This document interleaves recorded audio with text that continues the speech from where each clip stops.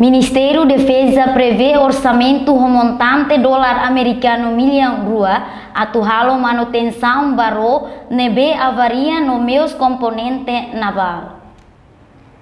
Diretor-Geral Administração Ministério da Defesa Nuno Carvalho dos Santos Hato Idane, ba jornalista Sira, foi participa e a palestra comemoração lorong aniversário componente naval nebe se realiza e a lorong sanulures em rua Fulan Janeiro Tinangne e a quartel General Fatuhada Dili segunda-feira lorong sanulu Fulan Janeiro Tinanri rua ronulures em rua.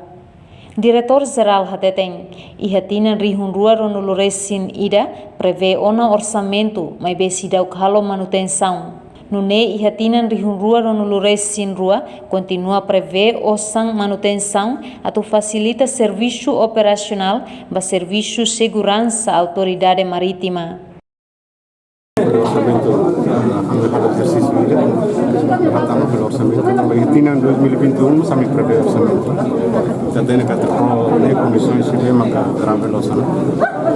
mas kita preocupa kita tahun 2021 mas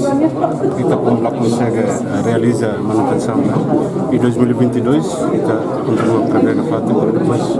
pada hal manutenção yang tidak para rua lebih maka kita kalau sesina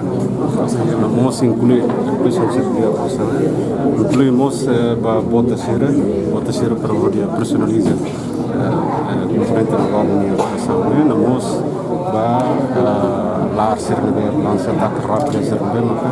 kita prevê kita ia compreender portanto orçamento kita prevê 2 milhões kita ia manutenção do rolo namos meios compreender naval yang para depois pelo personaliza para serviço